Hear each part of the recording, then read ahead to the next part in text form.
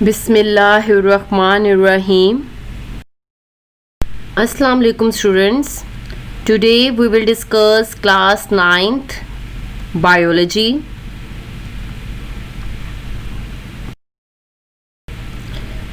Chapter 4 Cells and Tissues.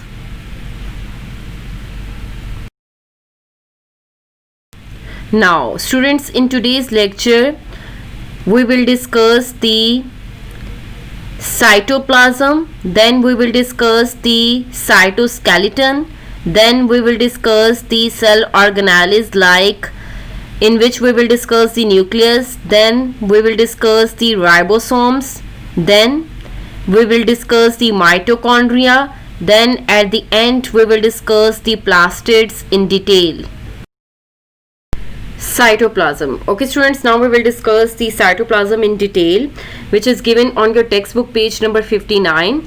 So students, what is cytoplasm? Basically cytoplasm is a semi-viscous and semi-transparent substance between plasma membrane and nuclear envelope.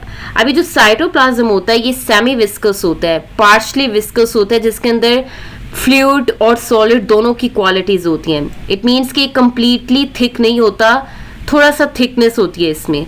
Then ये semi transparent होता है. Semi transparent means के partially transparent होता है, completely transparent नहीं होता. सो ये जो सब्सटेंस है साइटोप्लाज्म बेसिकली कहाँ पे प्रेजेंट होता है?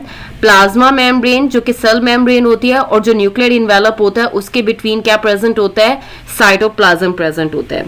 Okay students, now as you can see in the diagram कि ये सेल मेम्ब्रेन है जो कि सेल की आउटर साइड है, और ये आपका सेंटर में न्यूक्लियस प्रेजेंट है जिसकी आउटर बाउंड्री को हम क्या कहते हैं? न्यूक्लियर इन्वेलप होता है.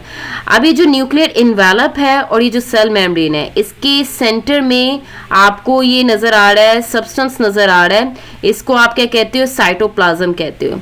अभी जो साइटोप्लाज्म है और ये जो न्यूक्लियस है ये कलेक्टिवली मिलके आपका लिविंग मैटर बनाती है, प्रोटोप्लाज्म. इट मीन्स के सेल मेम्ब्रेन और न्यूक्लियर इन्वेलप के बिटवीन जो सेमी ट्रांसपेरेंट सेमी विस्कस जो फ्लूइड प्रेजेंट होता है, सब्सटेंस प्रेजेंट होता है, उसको आप कहते हो cytoplasm. Okay students, now we will discuss its chemical composition. इसकी केमिकल कंपोजिशन में क्या है? It contains water in which many organic molecules like proteins, carbohydrates, lipids and inorganic salts are completely और पार्शली डिसॉल्व्ड. अगर हम इसकी chemical composition देखें तो आपका जो साइटोप्लाज्म होता है सेल के अंदर, उसके अंदर ऑर्गेनिक मॉलिक्यूल्स जो होते हैं वो प्रेजेंट होते हैं, लाइक प्रोटीन्स प्रेजेंट होते हैं, कार्बोहाइड्रेट्स प्रेजेंट होते हैं, लिपिड्स प्रेजेंट होते हैं, और इनऑर्गेनिक सॉल्ट्स प्रेजेंट होते हैं जो कि कंप्लीटली या पार्शली डिसॉल्व्ड होते हैं. सो स्टूडेंट्स, ये है chemical composition of the cytoplasm. Now students, we will discuss the functions of cytoplasm which are given on your textbook page number 59. So students, इसके functions क्या है? Like इसका जो first function है वो क्या है? Cytoplasm provides space for the proper functioning of organelles. अभी जो organelles होते हैं जो कि आपके सेल के साइटोप्लाज्म के अंदर प्रेजेंट होते हैं, उनको फंक्शन करने के लिए प्रॉपर स्पेस प्रोवाइड करता है साइटोप्लाज्म. देन स्टूडेंट्स, इसका जो सेकंड फंक्शन है, it also acts as a site for various biochemical metabolic reactions. For example glycolysis, breakdown of glucose during cellular respiration occurs in cytoplasm. अब ये जो होते हैं साइटोप्लाज्म, इसके अंदर आपके बहुत से बायोकेमिकल मेटाबॉलिक रिएक्शंस भी हो रहे होते हैं, लाइक जो ग्लाइकोलाइसिस का प्रोसेस होता है ड्यूरिंग सेलुलर रिस्पिरेशन. ये जो आपके ग्लूकोज की ब्रेक डाउन होती है वो कहाँ पे होती है? बेसिकली वो आपके साइटोप्लाज्म जो होता है वहाँ पे आपके ग्लूकोज की ब्रेक डाउन होती है, ग्लाइकोलाइसिस का प्रोसेस होता है. So students, these are the functions of the cytoplasm. Cytoskeleton. Okay students, now we will discuss the cytoskeleton in detail. So students, basically ये जो cytoskeleton है ये सेल का वो पार्ट है जो कि ऑर्गेनेली नहीं है बट स्टिल सेल के लिए इम्पोर्टेंट है. सो cytoskeleton गिवन है आपके टेक्स्ट बुक पेज नंबर 60 पे.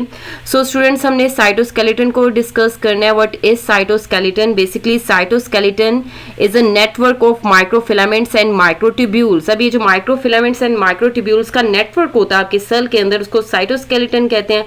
अब क्वेश्चन अराइज होता है ये माइक्रोफिलामेंट्स एंड माइक्रोट्यूब्यूल्स क्या होते हैं। So students, firstly we will discuss the microtubules.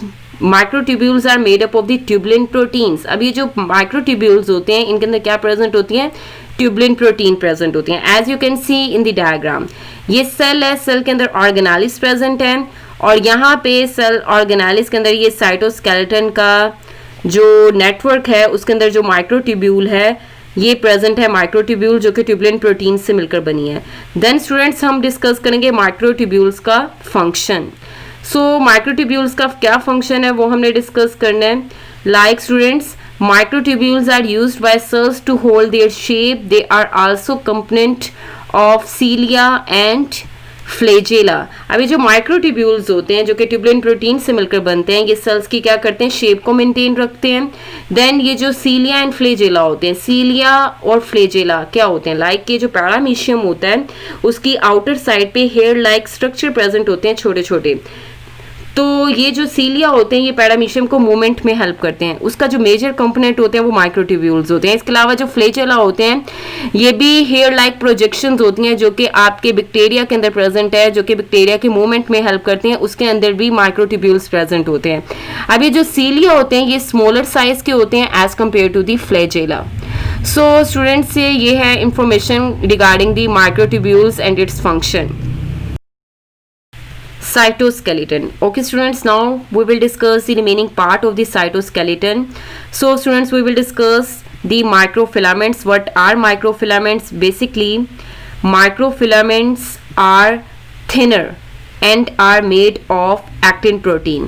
अगर माइक्रोट्यूब्यूल्स के साथ इसका कंपैरिजन किया जाए तो माइक्रोफिलामेंट्स थिन होते हैं as compared to the microtubules और ये एक्टिन प्रोटीन से मिलकर बनते हैं। As you can see in the diagram, ये जो येलो कलर का सारा नेटवर्क नजर आ रहा है आपको, ये माइक्रोफिलामेंट्स का है और ये माइक्रोफिलामेंट्स थिन होते हैं as compared to the microtubules. ये जो ब्लू कलर के आपको नजर आ रहे हैं माइक्रोट्यूब्यूल्स हैं, इनके मुकाबले में माइक्रोफिलामेंट्स क्या है, थिन है और ये माइक्रोफिलामेंट्स एक्टिन प्रोटीन से मिलकर बनते हैं, वाइल जो माइक्रोट्यूब्यूल्स होते हैं उनमें ट्यूबुलिन प्रोटीन प्रेजेंट होते हैं। Okay students, now we will discuss its function.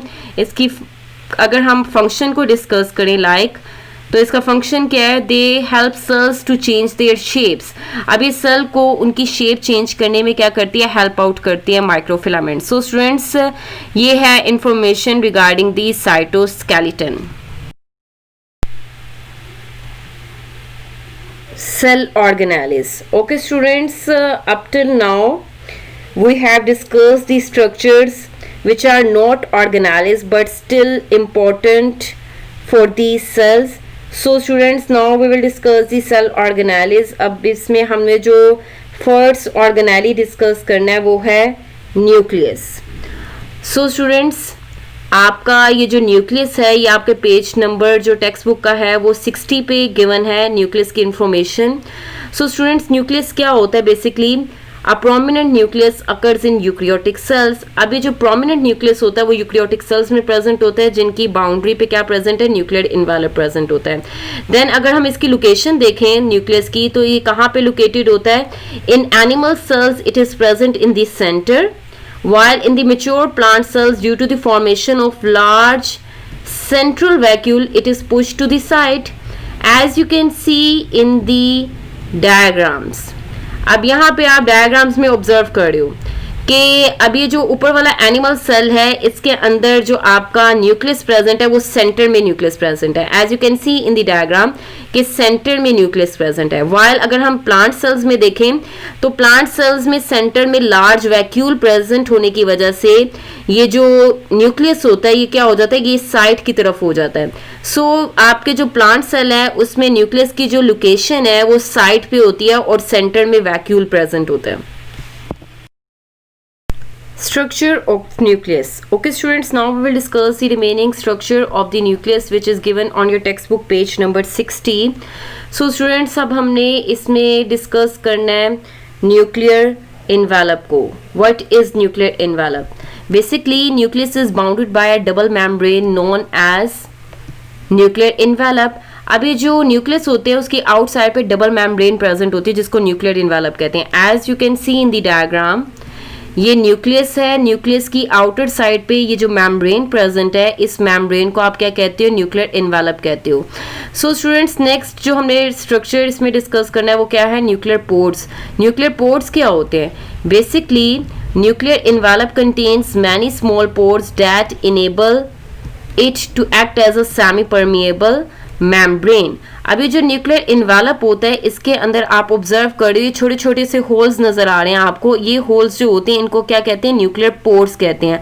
अभी जो न्यूक्लियर पोर्स होते हैं इसको क्या करते हैं, as a semi permeable membrane के तौर पे एक्ट करवाते हैं। इट मींस कि इसमें से कुछ मॉलिक्यूल्स जो होते हैं वो इनसाइड या आउटसाइड मूव कर सकते हैं। ये सिलेक्टिवली परमिएबल मेम्ब्रेन है, just like the cell membrane. Structure of nucleus. Okay students, now we will discuss the remaining parts of the nucleus. So the next part is nucleoplasm. Nucleoplasm क्या होता है वो अब हमने डिस्कस करना है। So students, inside nuclear envelope granular fluid that is nucleoplasm is present. अब जो आपका न्यूक्लियर एनवेलप होता है उसके इनसाइड ग्रैन्युलर फ्लूइड प्रेजेंट होता है। ग्रैन्युलर फ्लूइड वो फ्लूइड होता है जो कि क्लियर फ्लूइड नहीं होता, जिसके अंदर पार्टिकल्स प्रेजेंट होते हैं, ये ट्रांसपेरेंट फ्लूइड नहीं है। सो स्टूडेंट्स, इसको हम क्या कहते हैं, न्यूक्लियोप्लाज्म कहते हैं। Then students, nucleoplasm contains 1 or 2 nuclei and chromosome. अभी जो न्यूक्लियोप्लाज्म होता है इसके अंदर 1 या 2 न्यूक्लियाई प्रेजेंट होते हैं और क्रोमोसोम्स प्रेजेंट होते हैं। So students, as you can see in the diagram कि ये न्यूक्लियस है, न्यूक्लियस की आउटर साइड पे ये न्यूक्लियर एनवेलप है। अब ये जो न्यूक्लियर एनवेलप है इसके इनसाइड में ये जो ग्रैन्युलर फ्लूइड होता है जो कि ट्रांसपेरेंट नहीं है, क्लियर फ्लूइड नहीं है, इनके पार्टिकल्स प्रेजेंट हैं, इसको हम क्या कहते हैं, न्यूक्लियोप्लाज्म कहते हैं। अभी जो न्यूक्लियोप्लाज्म है इसके अंदर एक या एक से ज्यादा न्यूक्लियोलस प्रेजेंट होते हैं, ये न्यूक्लियोलस है। अभी जो न्यूक्लियोलस है ये आपका न्यूक्लियोप्लाज्म में प्रेजेंट है। इसके अलावा इसके अंदर क्या प्रेजेंट होते हैं, इसमें क्रोमोसोम्स भी प्रेजेंट होते हैं न्यूक्लियोप्लाज्म में। Then students, we will discuss the nucleolus. Nucleolus क्या है, basically nucleolus is a dark spot and it is the site where ribosomal RNA are formed and assembled as ribosomes। अभी जो nucleolus होता है ये डार्क स्पॉट होता है आपके न्यूक्लियस के अंदर प्रेजेंट होता है, न्यूक्लियोप्लाज्म के अंदर। अभी ये न्यूक्लियोलस वो पॉइंट है जहां पे जो राइबोसोमल आरएनए होते हैं वो असेंबल होके ज्वाइन होके क्या बनाते हैं, राइबोसोम्स बनाते हैं। सो स्टूडेंट्स, ये है information regarding the structure of nucleus. Structure of nucleus. Okay students, now we will discuss the remaining part of the nucleus. So students, next one is chromosome. अभी chromosomes क्या होते हैं वो हमने डिस्कस करने हैं। लाइक स्टूडेंट्स, अभी जो chromosomes होते हैं ये विजिबल होते हैं just during the cell division. अभी जो क्रोमोसोम्स हैं जस्ट सेल डिवीजन में विजिबल होते हैं, वाइल ड्यूरिंग इंटरफेज। अभी जो इंटरफेज होती है ये कौन सी फेज होती है, ये नॉन डिवाइडिंग फेज होती है जिसमें सेल डिवाइड नहीं करता। तो देन ये आपके जो क्रोमोसोम्स होते हैं ये किस फॉर्म में होते हैं, लाइक ये नॉन डिवाइडिंग फेज में ये जो क्रोमोसोम्स हैं ये आपके किस फॉर्म में है, they are in the form of fine thread like structure known as chromatin. अब ये डिवाइडिंग फेज में सेल डिवीजन में ये प्रोमिनेंट होते हैं, इनको क्रोमोसोम्स कहते हैं, विजिबल होते हैं। वाइल अभी जो क्रोमोसोम्स होते हैं नॉन डिवाइडिंग फेज में, इंटरफेज में ये थ्रेड लाइक स्ट्रक्चर की फॉर्म में होते हैं, इसको हम क्रोमेटिन कहते हैं। So students, as you can see in the diagram कि आपका ये जो न्यूक्लियोप्लाज्म है, न्यूक्लियोप्लाज्म के अंदर ये थ्रेड लाइक स्ट्रक्चर के जो क्रोमोसोम आपको नजर आ रहे हैं ये क्रोमेटिन है, ये नॉन डिवाइडिंग फेज में क्रोमेटिन होते हैं इंटरफेज में। लेकिन जैसे ही सेल्स डिवाइड करने लगते हैं तो देन ये क्रोमोसोम क्या हो जाते हैं, ड्यूरिंग सेल डिवीजन ये विजिबल हो जाती हैं और कंडेंस स्ट्रक्चर बनाते हैं इस फॉर्म में। हम लेटर ऑन इसको सेल साइकिल जो है चैप्टर नंबर 5 उसमें डिस्कस करेंगे। ओके स्टूडेंट्स, नाउ अभी जो क्रोमोसोम्स हैं इनकी कंपोजिशन में क्या है, basically chromosomes are composed of deoxyribonucleic acid, इसमें डीएनए प्रेजेंट होता है और प्रोटीन्स भी प्रेजेंट होती हैं। देन स्टूडेंट्स, अगर हम प्रोक्रियोटिक सेल्स के जो है उसको डिस्कस करें तो देन प्रोक्रियोटिक सेल्स में क्या है, प्रोक्रियोटिक सेल्स में तो प्रोमिनेंट न्यूक्लियस ही नहीं होता, तो देन उनके क्रोमोसोम्स कहाँ पे जाते हैं, then their chromosomes is made of DNA only, ये क्रोमोसोम जो होते हैं जस्ट डीएनए के बने होते हैं और ये कहाँ पे प्रेजेंट होते हैं, and is submerged in the cytoplasm. अभी जो प्रोकैरियोटिक सेल्स में प्रोमिनेंट न्यूक्लियस नहीं होता है, तो इनके जो क्रोमोसोम होते हैं जस्ट डीएनए से मिलकर बने होते हैं और ये कहाँ पे प्रेजेंट होते हैं, ये साइटोप्लाज्म के अंदर सबमर्ज्ड होते हैं। सो स्टूडेंट्स, ये है information regarding the structure of nucleus. Now students, we will discuss the functions of nucleus। अभी जो functions है न्यूक्लियस के, ये आपके टेक्स्ट बुक में गिवन नहीं है, तो स्टूडेंट्स आप इसको नोट डाउन कर सकते हैं। सो स्टूडेंट्स, इसका जो फर्स्ट फंक्शन है वो क्या है, it controls the heredity characteristics of N organisms. अभी जो हेरिडिटी करेक्टरिस्टिक्स होते हैं जो कि पेरेंट्स से ऑफस्प्रिंग्स में ट्रांसफर होते हैं, उसको कंट्रोल करता है न्यूक्लियस। सो स्टूडेंट्स, ये जो आपको पेरेंट्स से जितने भी करेक्टरिस्टिक्स मिलते हैं उनको कौन कंट्रोल कर रहा है, उसको कंट्रोल कर रहा है न्यूक्लियस, कंट्रोल करता है। देन स्टूडेंट्स, इसका जो सेकंड फंक्शन है वो क्या है, it is responsible for protein synthesis, cell division and growth etcetera. अब ये प्रोटीन सिंथेसिस में भी हेल्प करता है न्यूक्लियस, देन ये सेल डिवीजन में भी हेल्प आउट करता है क्योंकि इसमें क्रोमोसोम्स प्रेजेंट होते हैं।